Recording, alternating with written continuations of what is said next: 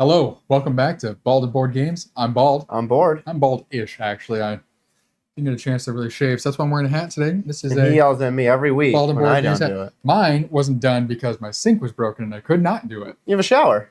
No, I do not. I need to have the mirror so I can see what I'm shaving. I mean, everything. you're just That's weak. why my bald head is better than yours, typically. I don't use a go in full and get in razor. the shower? No, I use an electric razor only down to zero, not You all the way just- down. Oh, you little scruff. Can't handle it. I just shaved like 2 days ago. Anyway, what you really care about is this. We're teaching you how to play Inventions, Evolutions of Ideas by Lacerda and Eagle Griffin Games. Yes, this is our 4th week in a row if you've been watching our YouTube channel or following us along on Twitch. So we are running through our 4th one, Inventions here of the Lacerda games, and then we're going 4 more next month. There we are. So tune in for that. Check us out on Discord, Instagram, YouTube, as you are now. And then follow us on Twitch so you can watch us play these live. Let me give you the little introduction right now on what Inventions is. Since the dawn of time, humans have sought new ideas, forever developing them into even newer concepts. Their genius made them stand out from the other animals. Each invention, a veritable evolutionary step. Humans' use of tools surpasses all others, making Homo sapiens, technologists, Homo sapiens, it's not even a word, Adding letters. making Homo sapien technologists since before historical records were invented. Inventions follows humanity's most noteworthy innovations and places the power of these technological developments in your hands to evolve your societies over the ages. In Inventions, cards simulate these new concepts. They are ideas that eventually become inventions. Once they are invented, they can be shared with the world, and everyone involved in the process spreads the exciting news. You can even share with other societies, boosting the invention's efficacy. Inventions is a tactical game that revolves around long-term strategy. This is true. Each society's progress will determine their ingenuity points, IP. The player with the most IP has the strongest society and wins the game. Yes. And if you're wondering what does Inventions look like, here it is. Now we're going to get into the main board setup here. So really quick overview on what you have. Around the board, you have your victory point track called IPs. You have your era track up here and era tokens, your turn track over here, all your milestones off to the side. This is your private milestones. These are common knowledge. This is Eureka and what's to come. Here are the 5 different forums, which contain 2 actions each. We'll go into how you go about using that. Over here, you have all of your regions. So you have your 7 continents. You have your idea areas. We're going to be putting down idea cards and a bunch of other tokens on the board that you'll be interacting with. And we're going to dive into each of these little by little here. So starting off, we're going to jump into the wealth tokens here. So there are A through G lettered wealth tokens. And the way you put these out and how many you use is determined by player count. So for A through D, you're going to take a number of tokens for each letter equal to your player count. So 2 of us are playing, but when 2 people play, you also include Chronos. He counts as a player in the situation, so it's going to be 3 players. So you're going to take 3 A's, 3 B's, 3 C's, and 3 D's. For the E through G's, that's also determined by player count, but in a different way. So in the rule book, it states for, I think, 3 players, you would be typically using 3 of those, so the rest of the tiles. But in this situation, Chronos does not count towards our player count. So we're only going to be using 2 E's, 2 F's, 2 G's. So you're going to mix up those wealth tokens and then place them out randomly onto the spaces, kind of one by one, to work that around. I did forget to mention, this is the influence track, which we'll explain how that's used in a moment as well. And then for the progress tiles, which we have over here off to the side, so there's going to be a bunch of these, and they're nicely held, colored cases. So for a 2-player game, you're only going to be using 2 of these, and then I think for 3 and 4, you'd be using the rest of them. So we took the remaining ones we're not using out and put those off to the side. All right. Yeah, so in the center space where all the regions are here, there's a few other tiles and little meeple men. So first off, we have sages. That's this guy right here. So if you move the thing off, you'll see a little identifier. But the sage is a kind of freebie eventually. So when you do one of the actions with the travel action, which we'll explain later, you can gain that sage, and it'll come into your player board.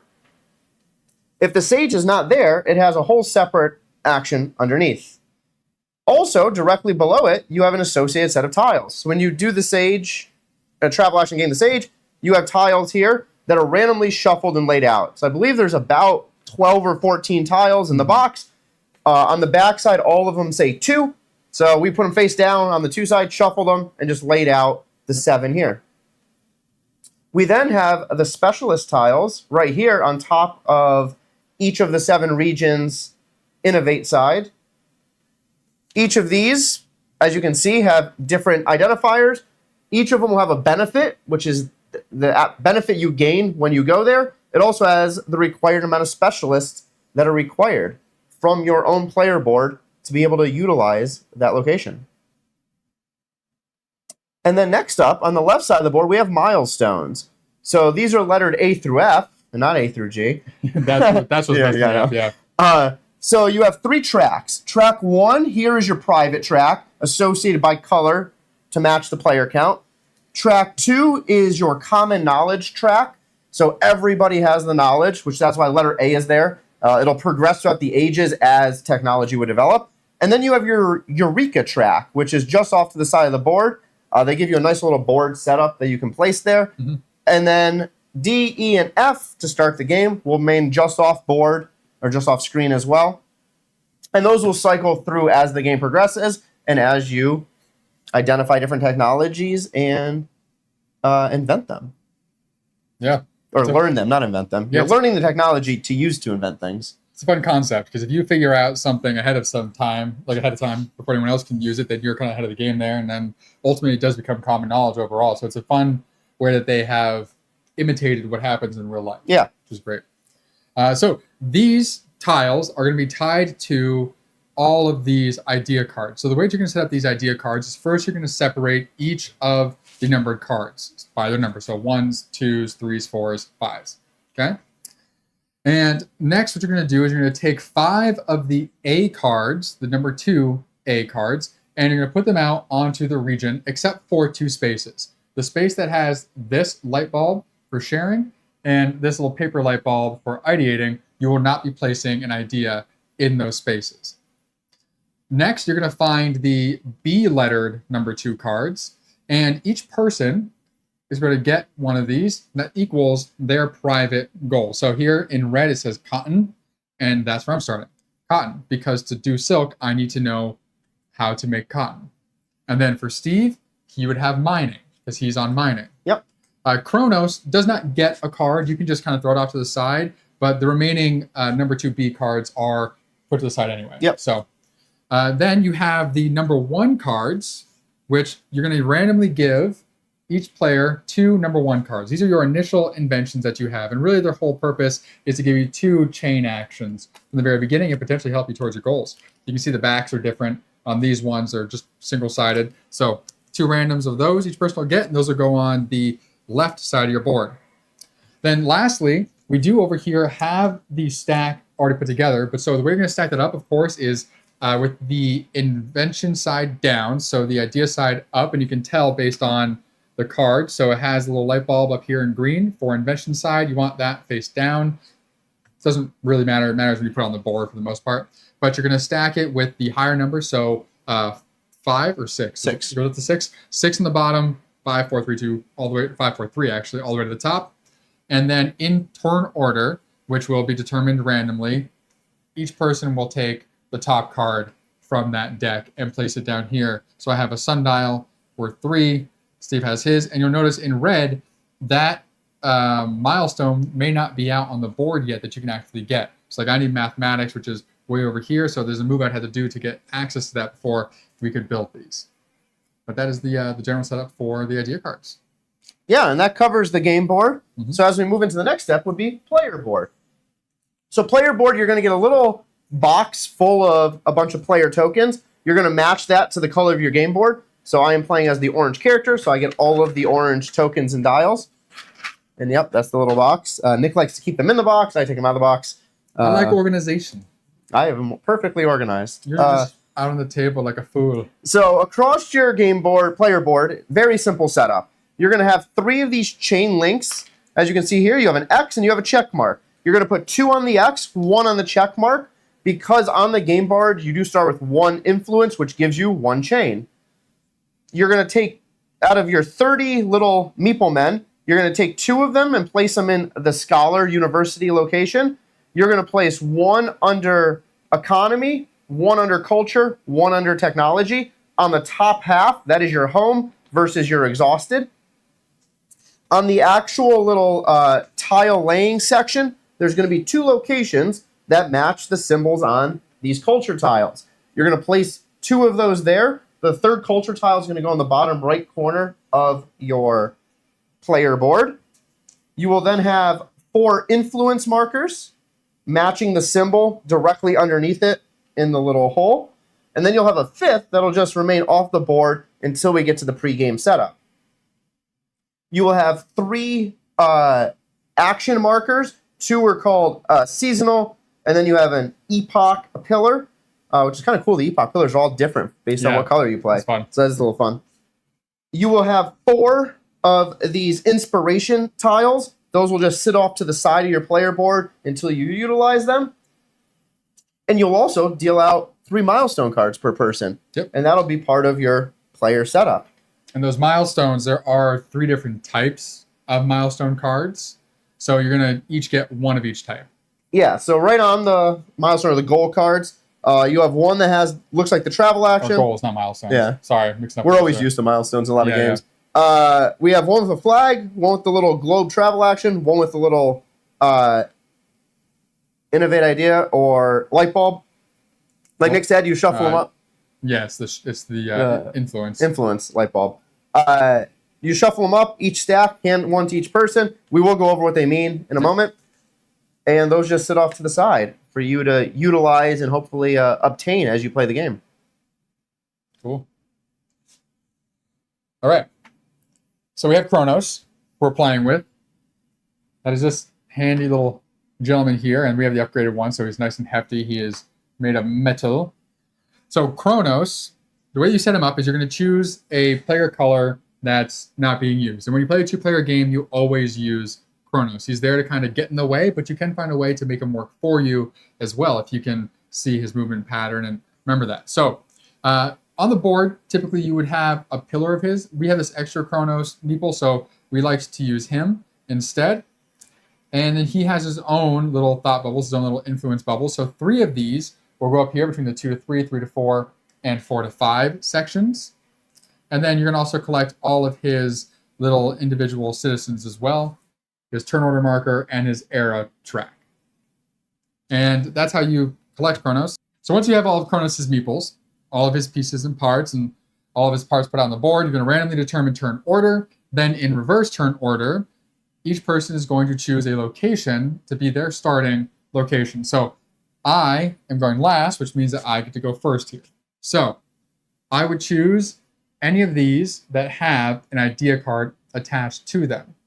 So I am going to take number 7. So for number 7, do a couple things here. So first off, I'm going to put one of my meeples here, and it has to match the type of the idea. So culture or white is going to go there. And then you can take that initial ability activation, which would be to invent something. So I'm going to invent this seawall as well. So I'm going to use my scholar, so I don't have any more whites, to invent that seawall. And lastly, I place a person up there as well. So nice little combo from the very start. And you also place down your influence here. You do not, however, get the IP bonus for putting that there at this time. So Chronos is next in line. So Chronos will go next. Chronos is always going to try and start in region 1.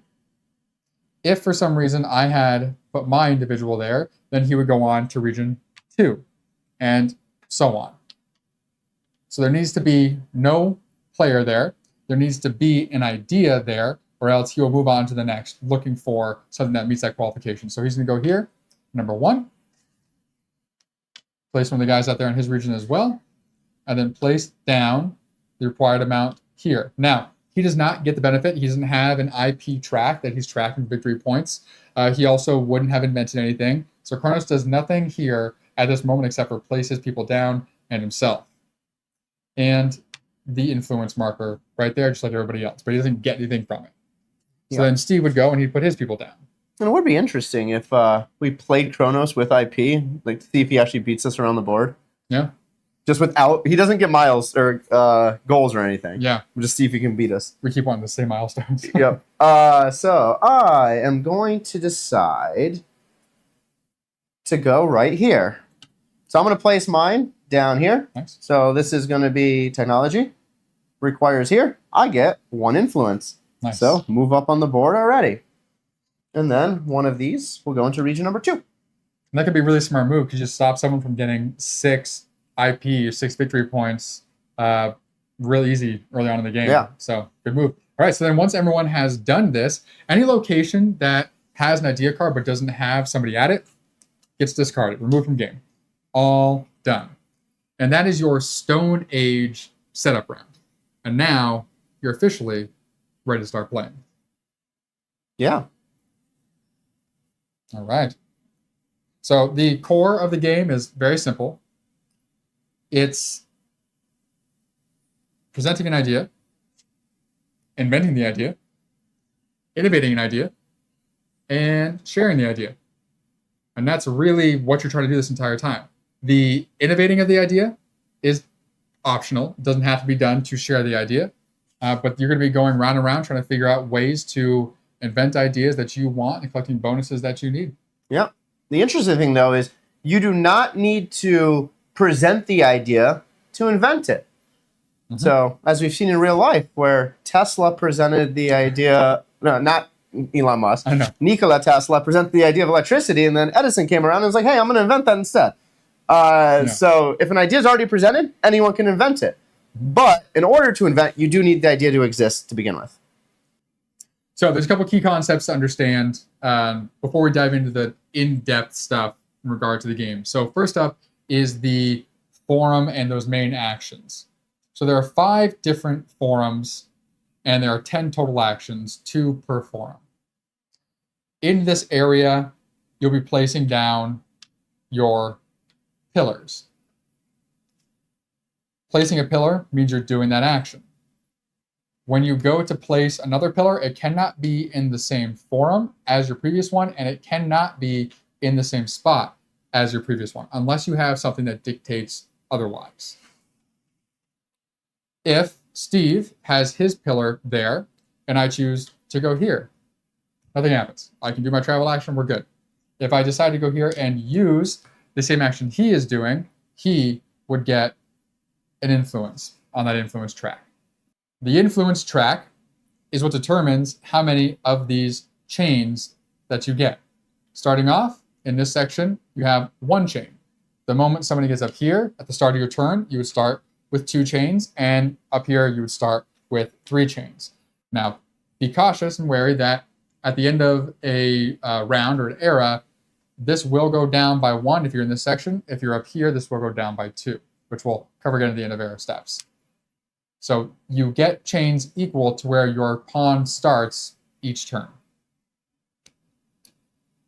And those are chain actions. So the chain is used for any chain action. So when doing something on the board, you'll see this pink chain on a lot of different areas. If you do an action, much like, say I did this one here, we'll go over what this action is. After completing it, I can do this chained action, which would be to play one of my idea cards over to the side. And to do so, you would just take a chain from your reserve and you put it on whatever idea card you're looking to do. Or if I had traveled and went to here, I could use that chain action as well. So the chain actions are the way you're going to combo a lot of your moves. In game, you will have to use your citizens often. So if something says to pull something from the supply, it's going to be from your supply of extra citizens, not from your home area. If you have to use a citizen to do an action, to build a part down here for whatever reason, and you're having to use your citizens from your home area, you will exhaust them by moving them down, or occasionally you'll be putting them out on the board in certain areas based on what's needed. So like here at the beginning, I had to put down 2 white citizens, the cultured citizens, ironically. And so I pulled it from my upper home spot, go in there. And then you have scholars. Scholars are a wild in this situation here, which is why for the second one I put down, I used a scholar because I didn't have any culture ones left. And progress tile types and wealth explained, not placing. Okay. So there are a bunch of progress tiles. So we have the wealth tiles here to start, which you can get in the game. And these wealth tiles will be end game scoring.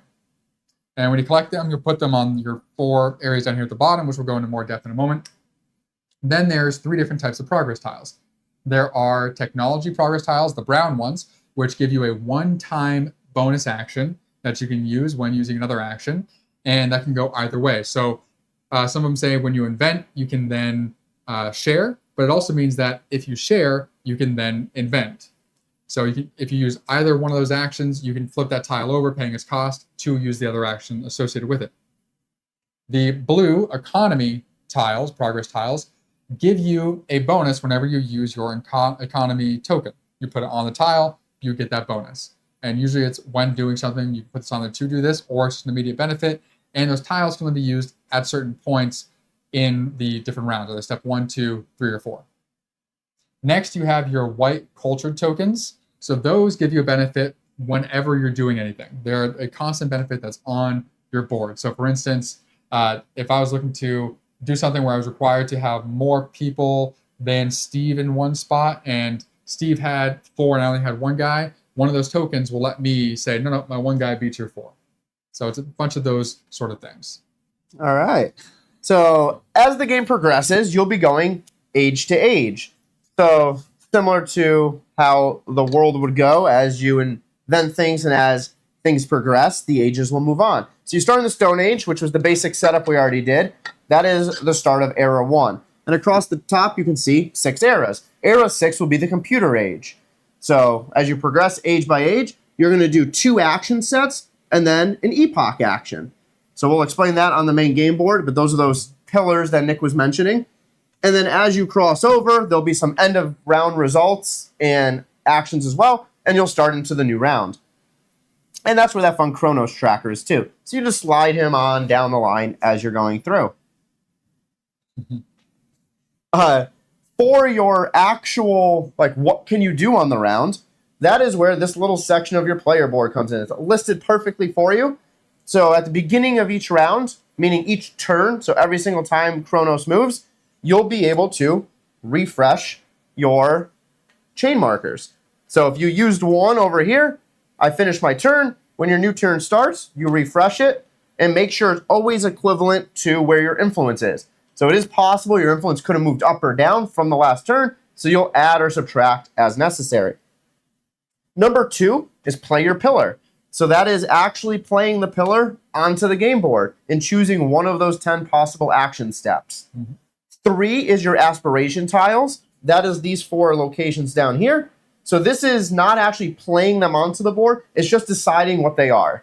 So if I had a question mark sitting here, and I'm like, and let's just say I had 3 others here, I want to use it, taking the question mark and grabbing one of the tiles associated and placing it here is step 3.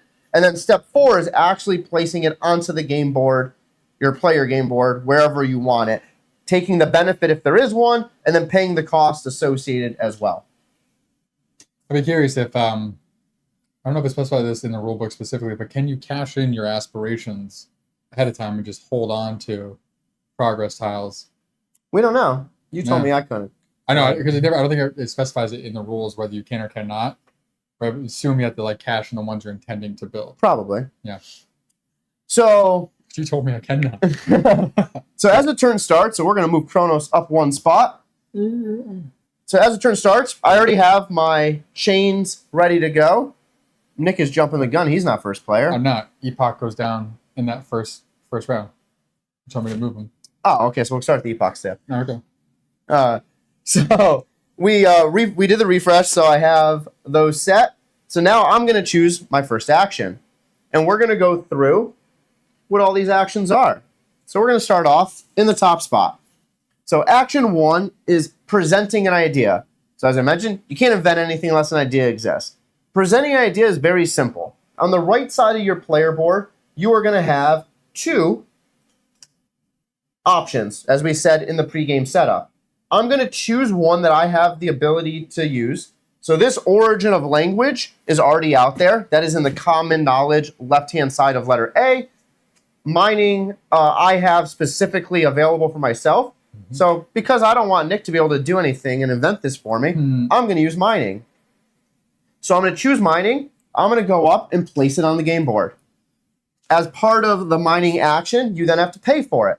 So I'm going to take my individual, place him on the required spot. So it came from the culture section of my player board to go here to match the culture of that tile. I then get the benefit of the little specialist tile, which says I can now invent again. So I'm going to take my other one, which is musical notation. I'm going to look around and be like, what benefits me? I'm going to go up here. I have to pay another one. I don't have any culture, but scholars, which is this little university section, are wild. So I'm going to choose one of these, place it here. This one happens to have 2 requirements, so I'm going to place both scholars there. And then I get the benefit is I can place 1 meeple from my supply off to the side anywhere on the game board I choose. And I'm going to place them right there. Anywhere in the regions. Oh, yeah, out of the 7 regions on the game board. Yeah. Just to specify. Let's place it. I'm going to be like, I'm going to place them over here, and I'm going to take 51 points. Yeah, that's just it. It's secret rule. Yeah. So you literally follow it in turn order. Yep. After you finish the final piece for the presenting idea, you need to get more ideas. So I'm going to go over to this section. I'm going to choose one with the red sides face up. So I'm going to go through and be like, oh, I want glass. This one's then going to come down. Because I happen to use 2 because of the thing, I'm going to pick a second one. So let's say I grab this one. Now I have a full set of ideas ready to go. I would then finish my turn. It would move on to the next player. Yep. All right. So after you present an idea, somebody gets to invent it. So much like I did here in the beginning of my turn, by taking this, I was able to invent an idea. So inventing an idea is very simple. Obviously, same thing. You place whatever pillar down in that section. So I'm going to go there to invent an idea. So as Steve said, I can't invent his. I don't have mining knowledge. Only Steve has that knowledge. I need to get one of my meeples on there to gain that, and there's a way to do that. I have knowledge of cotton, and any of these in this row that are common knowledge, as well as when anything's discarded in a discard pile, everyone will continue to have that knowledge too. So I'm going to invent this over here. What is that? Controlifier. Yeah, but what's fermentation? Fermentation, yep. Yep, so fermentation. So, and that is a blue economy. So I'm going to take my blue economy guy because I do have one. If I didn't for some reason, again, I could use a scholar because the scholars are wild. So I'm going to place my blue economy guy right there. And when you invent, you do take a technology aspiration, which is just this tile. This tile is multifaceted. So there's technology, economy, and culture. And so you will put it in your board according to what you're earning. If you ever get a wild, you would put that with the question mark facing upright. So I'm going to take that leftmost part of my board. Good deal. And that is inventing. You flipped this too. Oh, I thought you flipped it for me. Sorry. I did. And then I was waiting for you to put your person down. Last part is flipping the card to show that it's been invented. And what that does is that allows whoever may innovate to use that chain action. And there's a little flag up here that shows it's been invented. Yeah, which is going to be me now. Woo. So the third possible action you can do is inventing. So the inventing is this spot here. Innovation. So, innovation. Innovating. That's exactly what I meant. A lot of I words. So innovating. So that's this location right here on the game board. Again, you're going to follow the steps. So the first thing is you're going to come over here and you're going to place the equivalent marker. So this is a technology required. Let's just say I had technology available. I'm going to place my little meeple there. So technology. Not technology. Economy. That's literally the one you had was economy. Yep. No, I had technology. Colorblind. Yeah. Oh. So this is economy. Just match the symbols. Or the colors. Yeah. So you're going to take that, So that is the first part. The second part is you actually get one of these now. Mm-hmm. The third part is you can do a chain reaction. So if I so deem, I can attempt this chain reaction. For now, I'm not going to do it. Let's say I don't have the people necessary. Mm-hmm. So I'm going to leave that one alone. But you can utilize that because I had a chain available. I could take that chain action if I wanted to. Awesome. One last thing on innovating. When can you not innovate? So you cannot innovate if you have it here. So there's a little marker right in the center here that says not equal to. So if you invented, you can't innovate on top of it because you already did the innovating to invent. Yep. So you can only do one of these two.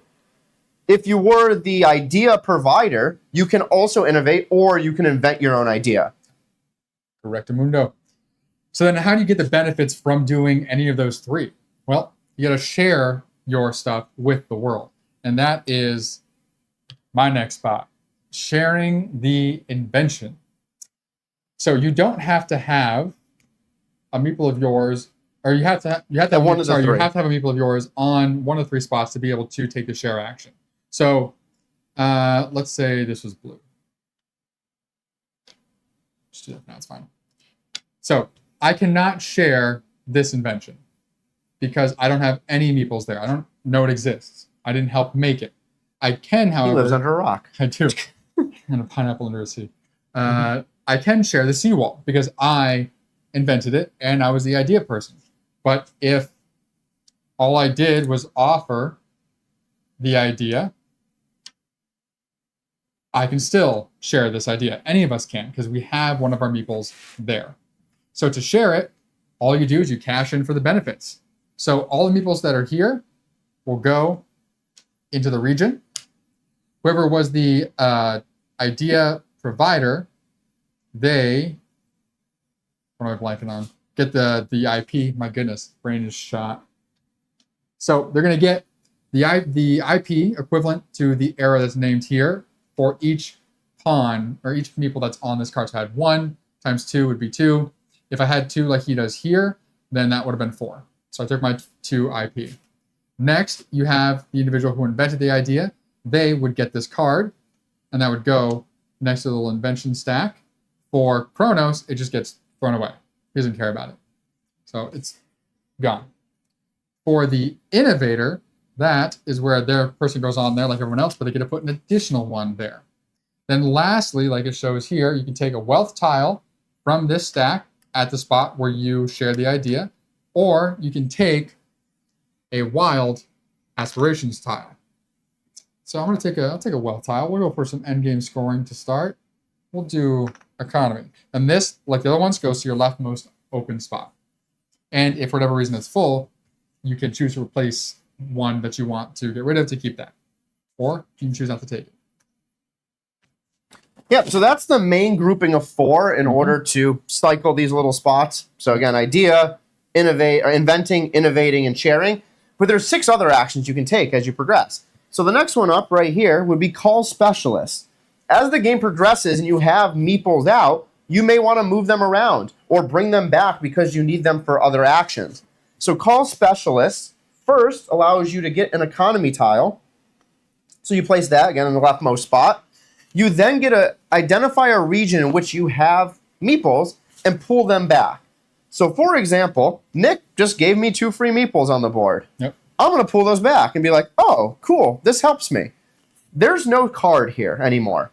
So you have to identify the rightmost card in the continuation deck over here of what comes next, and that's what you get. So this here happens to be a cultural symbol. I'll get to move those 2 into the cultural symbol. The requirement for call specialists is you only pick 1 region. You can take all of them, or you can take 1 or anywhere in between. The final thing is you can now do one of those chain actions to ideas you have on the side over here. So for example, let's say I wanted to now travel. I could do that. I could also invent. But in this scenario, I would love, or present idea, not invent. Yep. I would love to present an idea. I don't have any cultural ideas to present. But I do have a lighthouse over here that requires a sailing. Sailing is currently sitting in the C location on the Eureka board. So I'm unable to do that one as well. You can do that. You can present an idea. You just can't invent it That's until you true. have the knowledge. So I'm going to present sailing. So I'm going to go right here and do that. I'm going to place my person here. This allows me to share an idea, but there isn't. I was like, someone stole. There is an invented idea right here. So I'm going to now be able to share this idea. So this is one of the ways you can actually combine and do that combo set. Mm-hmm. So now this gets shared. I would then get 2 victory points, just like Nick got. This would go onto the number 2 spot. This would go onto the number 2 spot. Nick gets this. And then I go in here and I'm like, ooh, I like this one. And I get my own wealth tile. Nice. Good move. Yeah, so for clarity's sake, you can have the idea before knowing how to build it. AKA, you can present the idea before the knowledge is known. So, just can't invent it until you know, obviously. All right, so gaining influence is up next. I'm going to place my last pillar here on gain influence. So what this is doing, that's how you get more of these tokens out on the board, these that you see down here. So I am going to, so I can't do it here. I already have one there. Or you can you do more than one? No. No, you can only do one per region. Yep, so I have one here. I knocked out 4, so I can't put any influence there. So we will imagine that this second guy is right here. And what's the we'll put a third one there. So you have to have majority in the region that you're in. There is a culture tile that states no matter how many people you have there, you are always considered to have majority. So that's a very helpful tile for a situation. So when you have majority in a region and you do not have one of your influence little bubble tokens there, you can do this influence step. So first up, majority, like it states on the board. Next, you're going to take out, you have to have people on your board equal to whatever the number is down here above these thought bubbles. So you can see it says 2x, 3, 4, 5, which means you have at least that many people there. So I have 3, which qualifies me for both of these. And you don't have to go in order. You can do the 2 or the 3 right now. So I'm going to do the 3. Let's get the hard one out of the way to start. So, and you're going to place that right here. That's going to give me 5. 1, 2, 3, 4, 5 IP.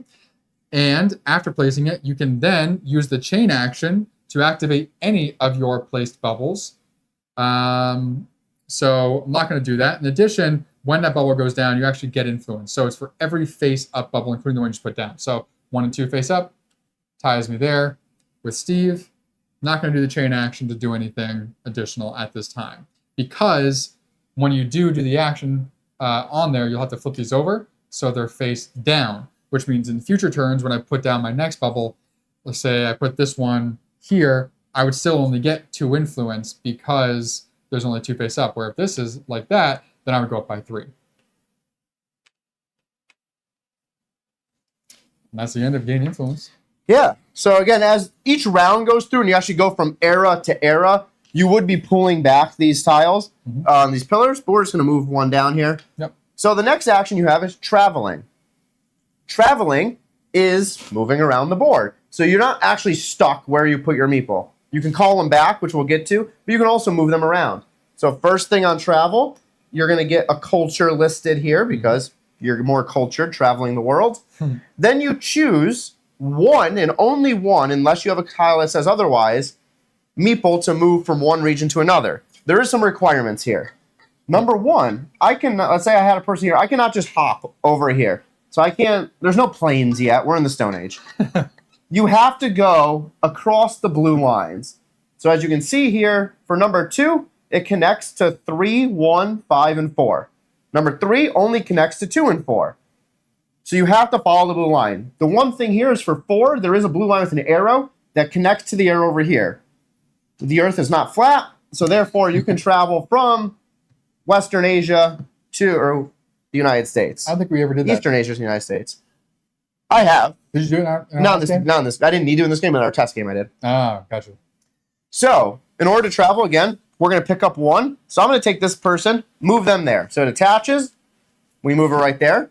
Once you've completed the movement stage, you now, if you so deem, can take the chain step, which I am going to do. So I'm going to go here. I'm going to put my chain down. This allows me to do what Nick just explained, which is gain influence. So I'm going to flip this upside down and put my chain on top to say, I have now completed that. I'm going to gain influence. I have 2 people here, which allows me to bring this here. I would gain 5 victory points and still be tied with Nick. I would then, same thing, there's 2 face up. I would go up 2 here on the influence track. And then you're like, oh, there's 2 here. You can use another chain. Unfortunately, you cannot. Chains only refresh at the beginning of your turn. So just because the influence crossed the line, you don't get that chain instantly. So I can't all of a sudden do something else. I'd have to wait till next turn. Cool. So once he's done with that tile is not useless yet. So if... It's never useless. Yeah, true. It's like, just...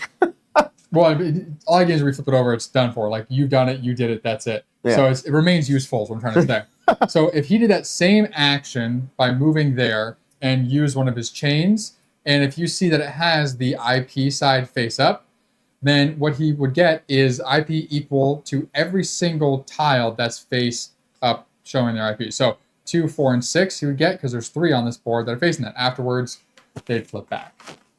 And like he stated, when doing the chain action, that's how you gain the sage. Yes, and that's the last piece. You gain the sage. The sage will just go right into your Scholar University. They are not useful at the current state. After the end of round, part of the end of round results, which we're talking about in actions, then they will transform. Yep. And you only get them when you perform the chain action. Either chain action, the one on the front or the one on the back. Yes. The last thing about traveling is, let's say I traveled in the current state right now. There was no sage there. Let's say Nick was already there, took the sage. I can still do everything here. I can do this chain action. Instead of the sage, I gain 1 scholar. So even though the sage isn't there, you still gain a scholar. Yeah. It's good. Which is kind of beneficial, potentially, because you don't have to wait to end of round. You just get a scholar, which you can use your next turn. So yeah, someone doing that could completely switch it up. Where you go, you get the IP points, and then you take the scholar as well. Yeah. It's good. All right. Next, we have Eureka. So Eureka is how you're going to get these nice, fancy Eureka tokens or tiles over here waiting to be thought about over into your area. It's also how you advance up on this arrow track up here. So when you do Eureka, you will first shift the common knowledge down by 1, and the one on the bottom will get discarded. It's discarded, but it's still used by everybody. This is still common knowledge. These are going to shift down.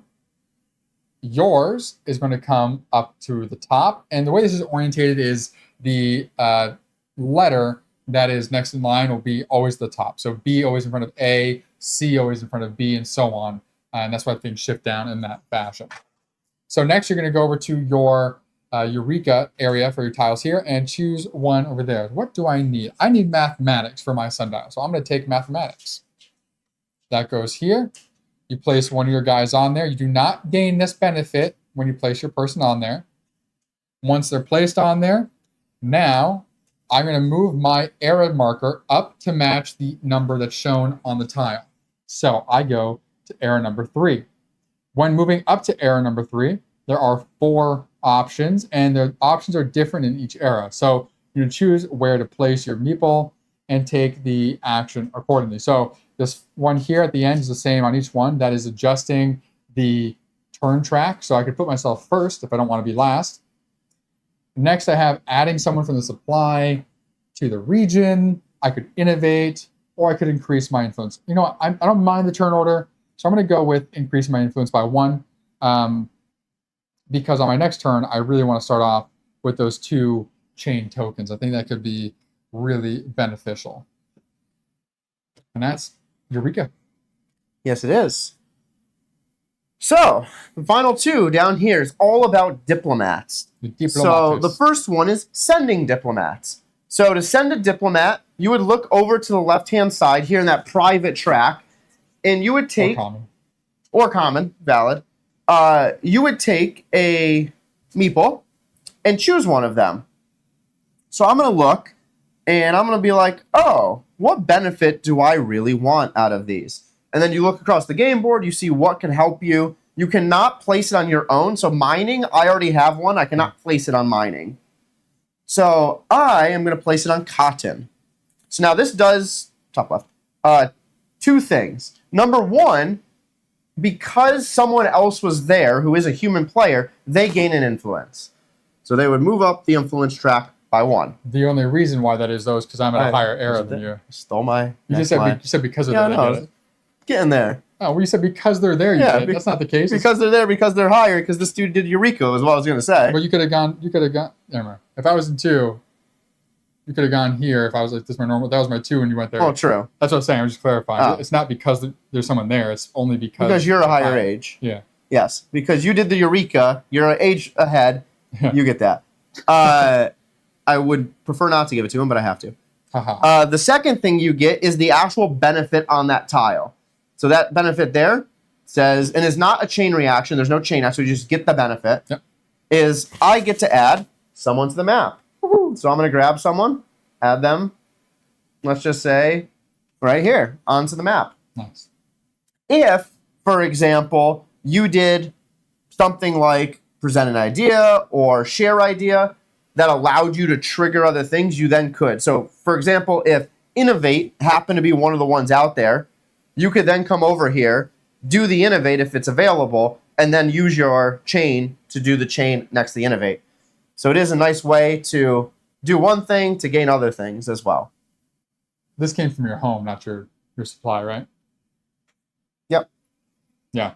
Yeah, it comes from the scholar. Oh, it doesn't have to be a scholar. No, it could be anything. Yeah, you'll see on here, it shows like the little house symbol, the question mark, which means it could be anyone from your home area. This is where this game can get confusing, is knowing when these come from your home and when they come out of the supply. And the easiest note is really anything that's coming out of your home or going to your home is dictated by that little house symbol. House little thing. Yeah. And then the final action. Final action is calling back your diplomats. So to call back a diplomat, you go there and you simply do what Steve just did in reverse. So I could call back my person on cotton, sure, and I could get the benefit here of putting somebody out there. I can also call back my person on the mathematics and get that share ability, which doesn't help me right now, so I'm not going to do that. But I mention it because just because I don't have somebody there doesn't mean I don't have this knowledge anymore. I still know this because it's in my private section. If I was on agriculture and chose to take that person off, now I no longer have that agricultural knowledge.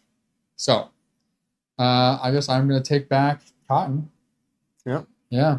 And these guys come back as scholars, so they go into your scholar section whenever they come off in the milestone, and you get that bonus. So let's put somebody. So here's where it comes from the supply, because there's no house on any of these regions. What do I want? Well, let's make it a party. All right. So those were all 10 possible actions in part 2 of your turn. So again, on your player board, you have the 4 parts of your turn. Number 1 was that refresh of your chains. 2 was one of those 10 actions. Again, as Nick mentioned before, you can't do 2 in the same forum, so you have to strategically choose your actions.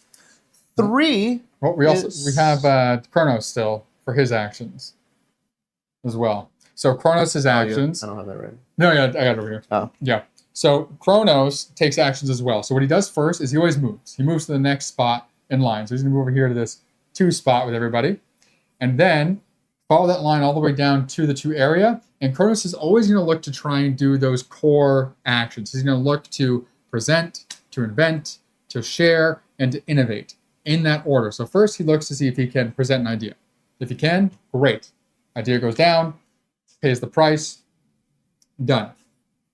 If he went there and say that's already there, next, if there's already an idea presented, he would, invent it. Thing goes down, and now when inventing, he's going to look at, okay, what number is this? 2, and it is a technology. So he takes out a 2 brown and just discards it from the game.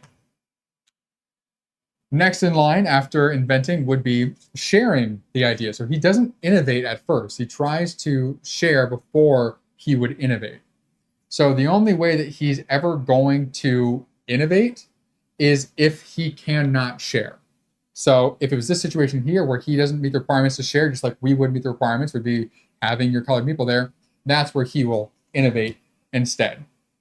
And when he innovates, he places his individual down. And does he get rid of a tile for that? I don't think he does for innovating. Takes up space. Yep. And for sharing, if he were to share that, then you just toss the idea card out, done deal. And then he's just going to take the topmost wealth token, and that's gone as well. Pretty easy. And then his people would come into play. Yes, they go up there to have some good old jolly fun. But yeah, those are all of the actions and Chronos' actions. There we are. So now, as you finish round 2, and again, it'll be in turn order. So you'll do all 4 pieces of your turn. Then the next player will go, whether it's Chronos or another player, and move on. So again, part 2 of your turn was choosing those 10 actions. Part 3 is your aspiration tiles. So here on the bottom, I have a few aspiration tiles I've gathered over a few turns. So if you have a setup like I have here, where all 4 are covered, you can then choose aspiration tiles based on the appropriate technology, economy, culture, and then you have your wealth, which you don't need to replace, it's just already there, and you can place them onto your board. But first, you have to decide what you want.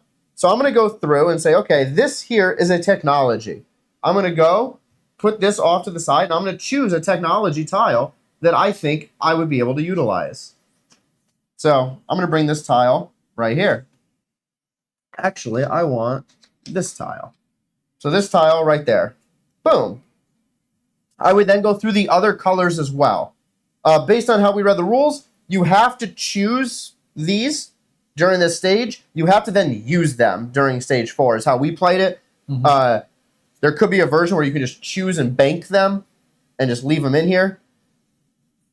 So let's say for white, I go through and I'm like, ooh, I want this one. And then I leave it at that. So now you move into part 4 of your turn, which is actually playing the tiles. So you have a few things to check. First, if you did not cover all of the spaces, you have to pay influence. So this here says -1 influence, then -2, -3.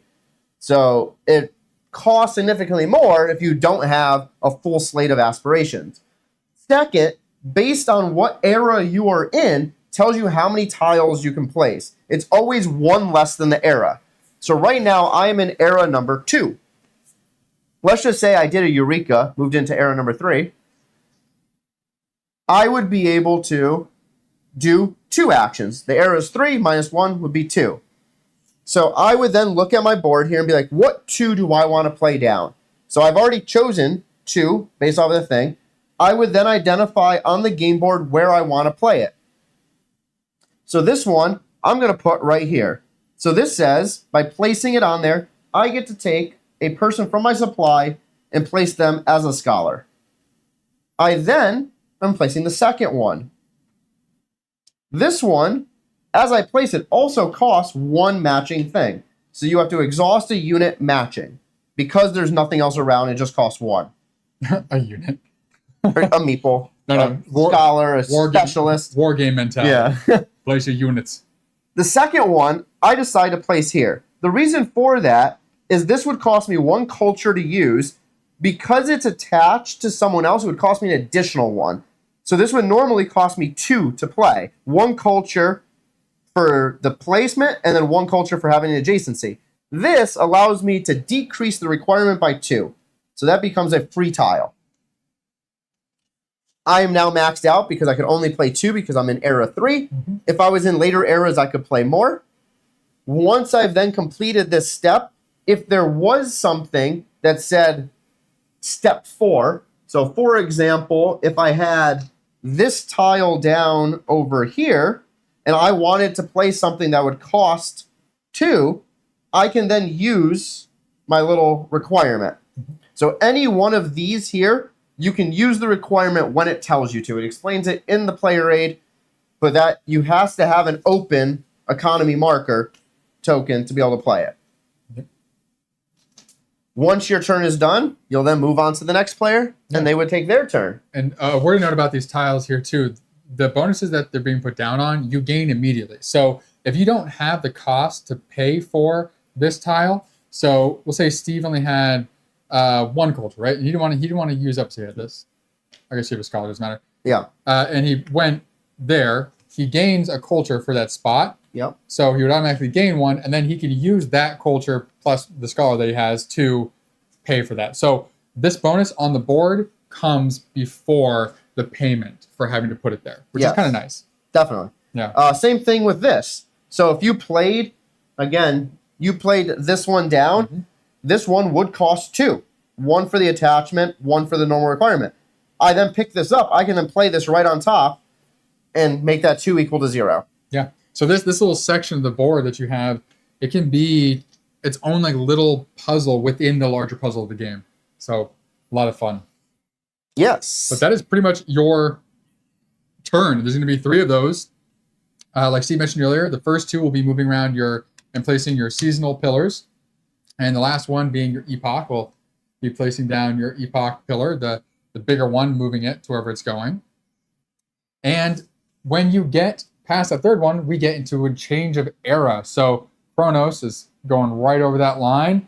So there's a couple different things that happen. So we'll start with Chronos.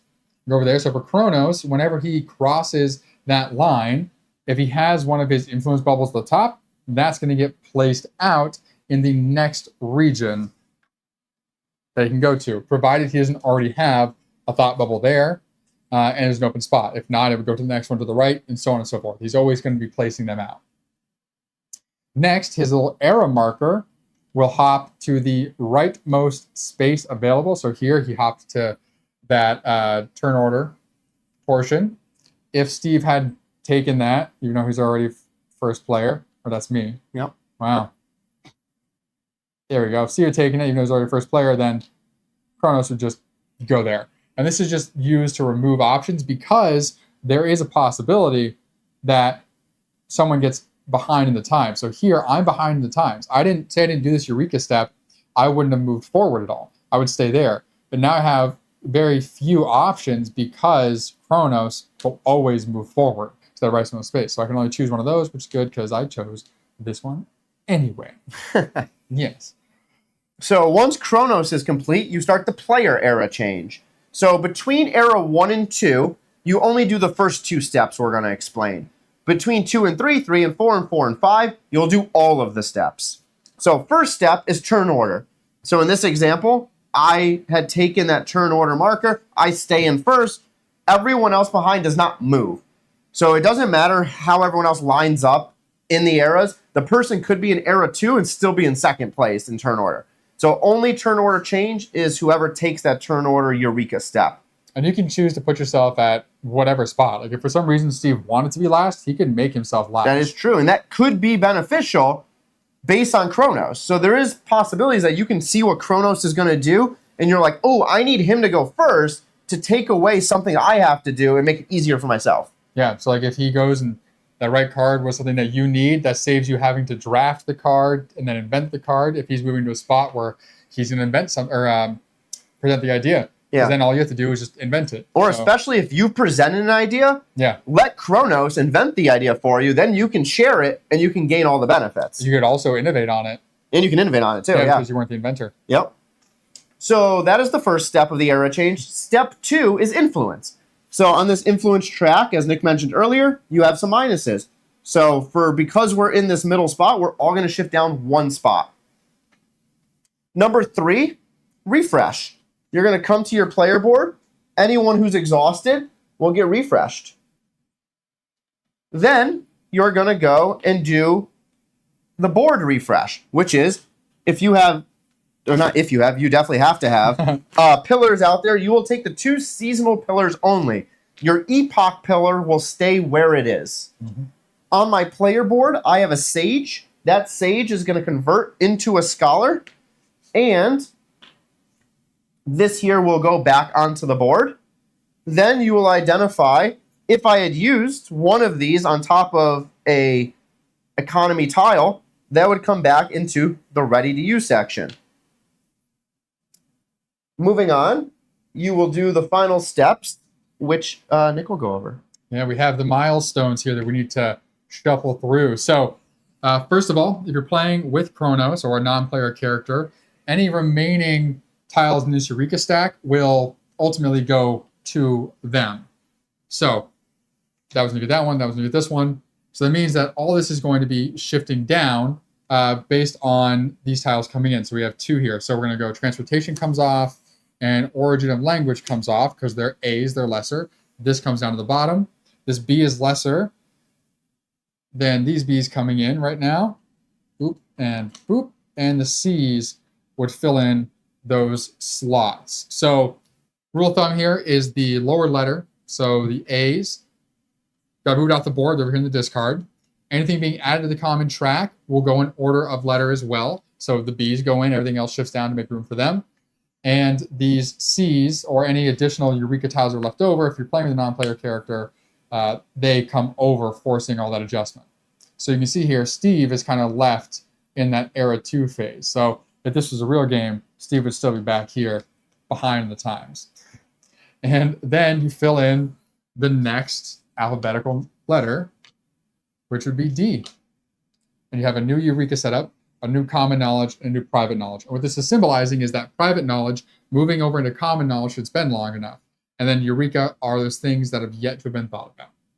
Yeah. And then the last part is to make sure your ideas also match the times you're in. Yeah.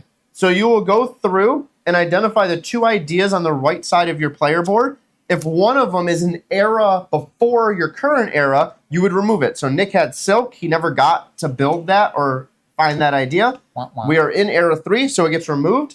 He would then pick one of the upcoming idea cards over here. So we'll give him that one. You'll then slide it over and always fill in the idea set. And that would be done in turn order also. If multiple people discarding cards, the law is turn order. You know this. Yeah, so for mine, I was already up with the times. Nick somehow did a Eureka, but was still behind the times with ideas. I have great ideas. I just don't follow through on them. Yeah. So once end of era finishes, you would now, based on the new turn order, start a new set. And you would move from Era 2 to Era 3, Era 3 to 4, 4 to 5. Now, we would go just keep on going on through towards end of game.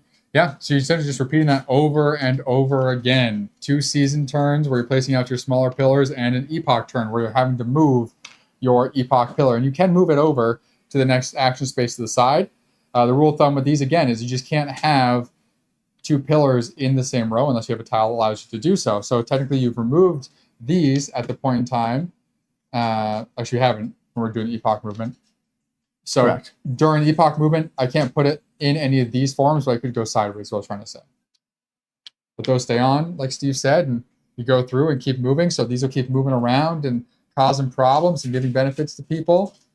You'll be innovating ideas and creating them and thinking them through. And ultimately, when you get to the end, hopefully you've met some of your objective cards and other items. The end game scoring is very, very simple. So starting off, you have your influence section here. And then, of course, the turn of the era, for this section, 5 to 6, you don't go down at all. So where we are here is where we stayed. So because we're in this 2 range, we get the 5 IP shown here. 3, 4, 5. 1, 2, 3, 4, 5. Then next, you would have your board. So did you meet any of your wealth? I did. Oh, you did. All right. Yep. So I happen to have 1 wealth tile down here sitting on my game board. That wealth tile says 2 flags equal, meaning the symbol here, which is technology, has to be the same. So I have 1 pair of that. That would give me 4 victory points. All right. 1 ahead. I don't have anything on my board right now. I'm just really bad at this game. That makes sense. So you go through and score those. You'll have points on your board, of course. And it'll vary based on the different tiles you built into your society. Then next after that, you have your objectives. And Steve, how do you score your objectives? How many do you score? So here's one caveat first, is you have 3 milestone cards. Yep. Or nope, you have 3 goal cards. We'll figure out these eventually. 3 goal cards. You can only use 2 of them. Lucky for Nick, it says the best 2, not just any 2. Which check out our gameplay for that. I counted second anyway. Yeah. So you're going to play any of them that you qualify for. In this case, you have this one requires you to have a continuous grouping of people. For this, it says I need in region 2, 3, 4, and 5. 3, 4, 2, 5, because that's the way numbers work now, is how I have it. I happen to have all 4. Means I'm going to gain 6 points. If I only had these 3, because they're all connected, I would still get 3 points. If I only had 2 connected, I'd gain 1. If, for example, I had this, 5 and 3. 5 and 3 are not connected. I would gain 0 points. Yep. Just because there's 2 numbers on the card doesn't mean they count for this. They have to be connected appropriately. Yep. Do you want to explain the other 2 types of cards and how those work? Sure. So we'll continue on kind of with something similar. So on this card, which is the influence objective, you have 4 numbers on here as well. So here we have 1, 2, 4, and 6. So I have 2, and Yep.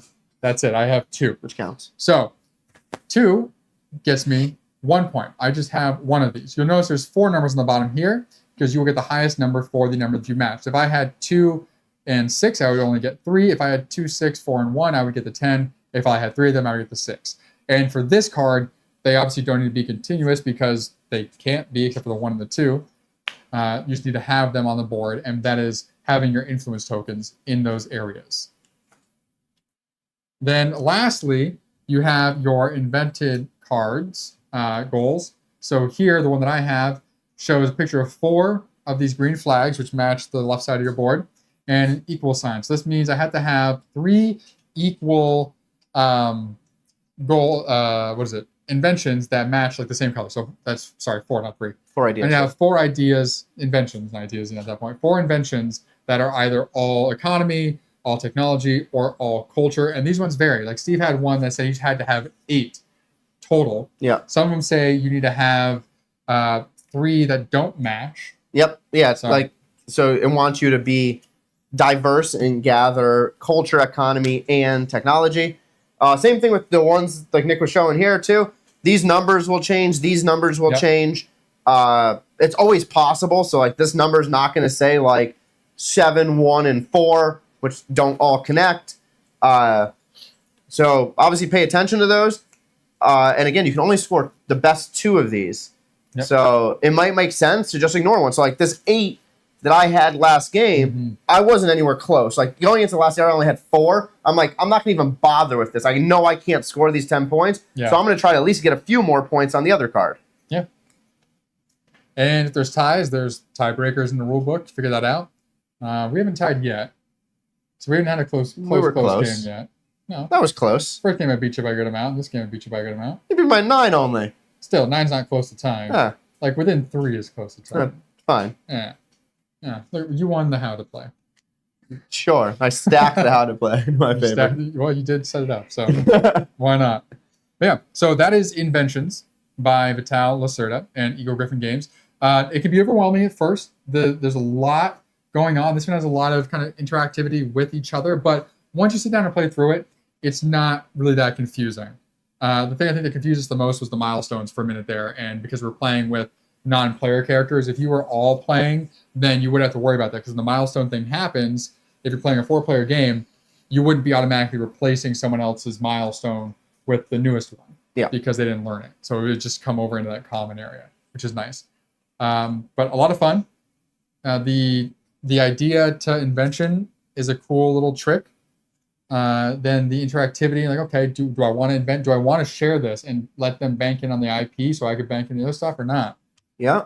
And then, finding those combos. Like, that was the big part of my gameplay was maybe I don't want to travel because I can do something else that then allows me to travel, and then that allows me to do something else.